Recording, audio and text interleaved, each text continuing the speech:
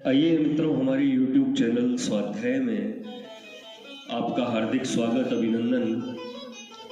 आज हम आपके लिए लेकर आए हैं भगवत प्राप्ति के विविध उपाय। इस शीर्षक पर प्रेरणादायक ज्ञानवर्धक ज्ञान चर्चा। अगर आपको हमारा चैनल पसंद आए तो इसे लाइक और सब्सक्राइब अवश्य करें। मनुष्य जीवन का उद्देश्य भगवान को प्राप्त करना है। शास्त्रों और संत महात्माओं ने इसके लिए अनेकों उपाय बतलाए हैं। अपने अपने अधिकार और रुचि के अनुसार किसी भी शास्त्रोक्त उपाय को निष्काम भाव से अर्थात सांसारिक सुख प्राप्ति की कामना को छोड़कर केवल भगवत प्रीत्यर्थ काम में लाने से यथा समय मनुष्य भगवत को प्राप्त होकर अपने जन्म और जीवन को सार्थक कर सकता है। भगवान श्री मनु महाराज ने धर्म के 10 लक्षण बतलाए हैं। इन 10 लक्षणों वाले धर्म का निष्काम आचरण करने से मनुष्य माया के बंधन से छूटकर भगवान को पा सकता है। 10 उपाय: धृति, क्षमा, दमो अस्तेयम, शोचमिंद्रिय निग्रह, धीर विद्या, सत्यम क्रोधो, दशकम धर्म लक्षणम। अर्थात धृति, क्षमा, शम, शोच, दम, विद्या, बुद्धि, अक्रोध। सत्य अचोरी धर्म 10 देते हैं मनुबोध। इनका संक्षिप्त परिचय इस प्रकार समझना चाहिए।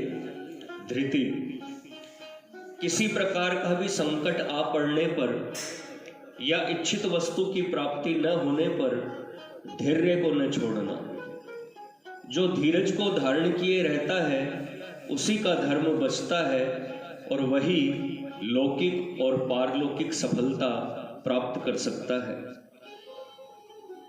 क्षमा: अपने साथ बुराई करने वाले को दंड देने दिलाने की पूरी शक्ति रहने पर भी उसको दंड देने दिलाने की भावना को मन में भी न लाकर उसके अपराध को सह लेना और उसका अपराध सदा के लिए मिट जाए, इसके लिए यथोचित चेष्टा करना, इसको क्षमा कहते हैं। दम: साधारणतः इंद्रिय निग्रह को दम कहते हैं, परंतु इस श्लोक में इंद्रिय निग्रह अलग कहा गया है। इससे यहाँ दम शब्द से शम को अर्थात मन के निग्रह को लेना चाहिए। मन को वश में किए बिना भगवत की प्राप्ति प्रायः असंभव है। भगवान ने अभ्यास और वैराग्य से मन का वश में होना बतलाया है। अस्तेय: मन, वाणी, शरीर से किसी प्रकार की चोरी न करना।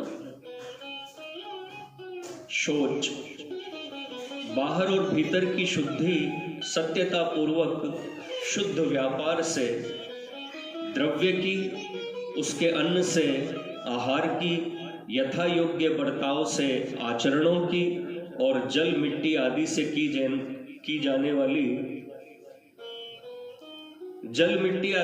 जाने वाली शरीर की बुद्धि को बाहर की शुद्धि कहते हैं।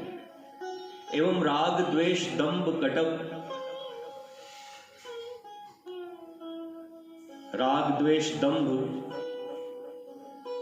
कपट तथा वैर, अभिमान आदि विकारों का नाश होकर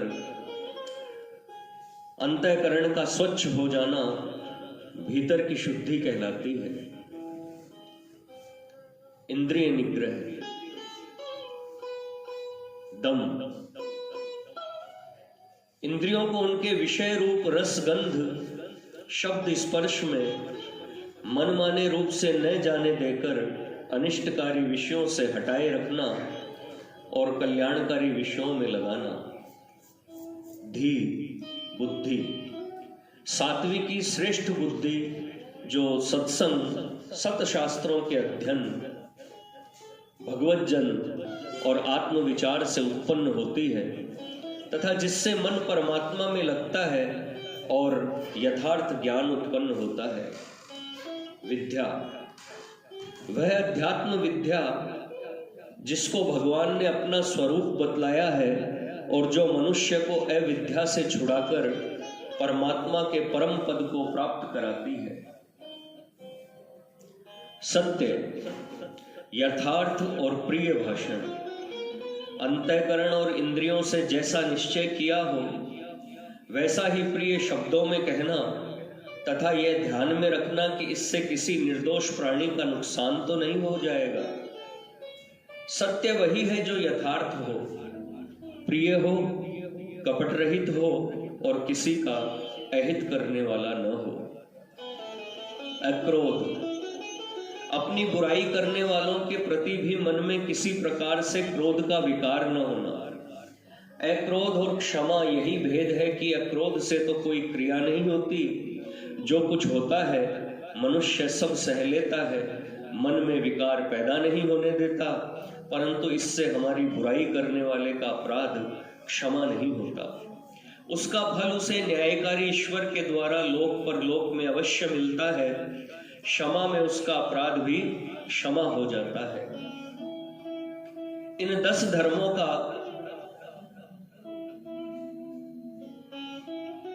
पालन प्रत्येक व्यक्ति को करना चाहिए।